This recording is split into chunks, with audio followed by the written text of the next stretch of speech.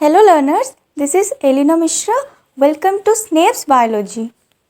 In this part, we will try to understand how the leaf is classified on the basis of incision. So let's start. If the leaf blade is classified on the basis of this incision, we will have two categories. First is simple leaf and compound leaf. First we will discuss about simple leaf. So simple leaves are the one where the lamina or leaf blade is either entire or it shows incision, but this incision do not touch the midrib. Let's take this example. Look at the first diagram of the leaf. Here leaf blade is complete and entire. Then look at the second and third diagram of the leaf. Here the leaf blade shows cuts or incision. Here the leaf blade or lamina part is cut, then still we call this leaf entire leaf. So this incision is less than half or up to half or more than half. But in all these cases, this incision not touching the midrib, then such leaf would be called a simple leaf. So the lamina could be entire without any wavy things, or it may show those incision. Next, when the direction of incision is towards the midrib, then it is called simple pinnate leaf, which is found in case of Raphanus. When the direction of incision is towards the petiole, then it is called simple palmate leaf, which is seen in case of castor, papaya leaf, etc. Next comes to compound leaf. In compound leaf, the incision is going to touch the midrib. Look at the diagram. In the first diagram, this is a simple leaf with midrib present at the middle of the leaf. The lamina may be simple and entire or it may be lobed. In second diagram, we are showing the lamina gets cuts. Now the depression has touched the midrib and it would convert it into small leaf segments. Such a leaf would be termed as compound leaf. Next, compound leaves are further classified into two categories, pinnately compound leaf and palmately compound leaf. Now the first thing is to understand the basic concept which is known as a pinnately compound leaf and which one would be called palmately compound leaf. In case of pinnately compound leaf, we would find the lamina is undergo incision. Incision touches the midrib. Look at the diagram. So the simple leaf is having only one main vein, that is midrib. So now whenever incision takes place in a simple unicostate leaf, then the smaller segment which are formed, they are called the leaflets, and the original structures which was called midrib in case of simple leaf, now the same structure will be known as rachis. Clear? So how do we define a pinnately compound leaf? Pinnately compound leaf is when the leaflets are attached to rachis. Here rachis is not a new structure. Originally in a simple leaf it was midrib and the lamina was entire. When incision takes place and this incision go up to the midrib, the main lamina gets broken into pieces. Each segment or piece is known as leaflet, and the midrib, because it is no longer in the middle of the leaf or lamina, we start calling it rachis. Clear? So when do we see pinnately compound leaf? The pinnately compound leaf is always found when a simple unicostate leaf undergoes incision. Then we would get a pinnately compound leaf. Next is palmately compound leaf. So this is seen whenever the leaf is multicostate. Look at the diagram. So this is our multicostate divergent simple leaf because of the venation. Now the lamina shows cuts or incision. This incision goes up to the bottom, that is it is touching the petiole, and these individual segments are also known as leaflets. The leaflets are attached to the tip of the petiole. That means in a palmately compound leaf, the leaflets are attached on the petiole. So when do we find the palmately compound leaf? When a multicostate divergent leaf shows incision, then we get palmately compound leaf. Clear? So the basic difference in pinnately compound and palmately compound leaf is with the venation. In one it is unicostate and in another it is multicostate divergent type. In pinnately compound leaf, the leaflets are attached to rachis. When In palmately compound leaf, the leaflets are attached to the petiole. Now pinnately compound leaf can again be subdivided as how many times this incision they has taken place. If it divide only once, we called it unipinnate. Two times it is called bipinnate, tripinnate and so on.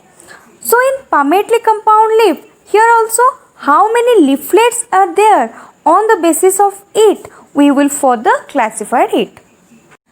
Next, now we will discuss various types of pinnately compound leaves. We have understood which type of leaf would be called pinnately compound. Now the leaflets undergoing incision and the incision is going to touch the midrib. But if the incision is only once, then we will call it unipinnate, and in this unipinnate there are two subtypes, peripinnate and imperipinnate. In both the cases, incision is only once. So let's see. In case of peripinnate, we will see that the number of leaflets is even. That means the leaflets are always going to be in pairs. Then it is known as peripinnate. So here the number of leaflets are even. It is seen in case of Tamarindus and Cassia, etc. Next is imperipinnate. In this case, what is going to happen? The lamina has undergone incision only once, but the leaflets on the lower side are paired, but there is one unpaired leaflet. Here the number of leaflets is odd, which is seen in case of Aja directa, that is neem and rose, etc. So when we see rose leaf, what is visible to us is normally 5 segments. The lower leaflets are paired and the upper one is always unpaired. And at the base we also find the adnate stipule. So these structures which are visible, they are not leaf, they are actually leaflets, and the entire part is leaf because at the base of the petiole the stipule is present. Next, if incision takes place second time, then that will be called bipinnate leaf. Now bipinnate means one more time incision has taken place. So now let's see the diagram. Here is the petiole. Now this midrib, which is known as the rachis part, has the leaflets. Leaflets consist of veins. Now the leaflets is going to show the incision. So here the incision takes place second time. That means this leaflets has divided into even tinier structure. First incision gave us leaflets. Leaflets incision second time, it is going to give us pinnules. And the branch in which the pinnules are attached, it is known as rachilla. Now the midrib is called rachis and the branch inside the leaflet is known as rachilla. Leaflets are attached to rachis and pinnules are attached to rachilla, which is seen in case of acacia, mimosa, etc. Next, now incision takes place third time. We will call it tripinnate leaf. So what is going to happen in tripinnate leaf? Now the incision will be in pinnules. So look at this plant. Here is the original midrib, which is now known as rachis. On the rachis, leaflets are present. In these leaflets, there are branches. One branch shows second time incision and we got these pinnules. Now what is going to happen in third times? The pinnule undergoes one more time incision. So this is third incision has taken place. Here rachis and rachilla are all veins, but new terms have been given to them. So tripinnate type of incision found in case of moringa, that is drumstick. Next, if incision takes place one more time, then we will call it decompound leaf. That means incision is more than 3 times. And in this case, now we would find very tiny green structures. And this is seen in case of carrots, coriander, etc. In decompound leaf, to see all this structure is very difficult because incision has taken place more than 3 times. Only tiny green thin structures which are seen. So this is the classification of pinnately compound leaf. All these leaves are originally simple unicostate leaf with single midrib. And if the leaflets show incision only once, we called it unipinnate. Depending upon the number of leaflets, it can be peripinnate and imperipinnate. If incision is second time, That means leaflets are also undergoes incision, then it is called bipinnate to form pinnules.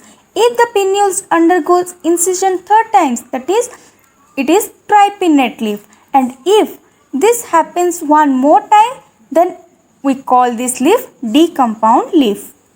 Next is palmately compound leaf. We have seen in palmately compound leaf that the leaflets would be attached to the petiole. Now, if only one leaflet is attached to the petiole, then that would be called unifoliate leaf. And the example of this leaf is citrus plant. So, when we see the leaf of citrus plant, what is visible to us is the petiole, and there is only one leaflet which is attached to it, and the petiole is slightly swollen and wing-like. So, such a leaf is known as unifoliate. Next, the second would be where two leaflets attached, we will call it bifoliate. This is seen in case of bignonia. The next would be trifoliate. Here, three leaflets attached to the petiole, which is seen in case of oxalis, trifolium, desmodium, etc. If there are four leaflets, it would be called quadrifoliate, which is seen in case of Paris quadrifolia. Now, if the number is more than 4, then we will call it multifoliate, which is found in case of bombax.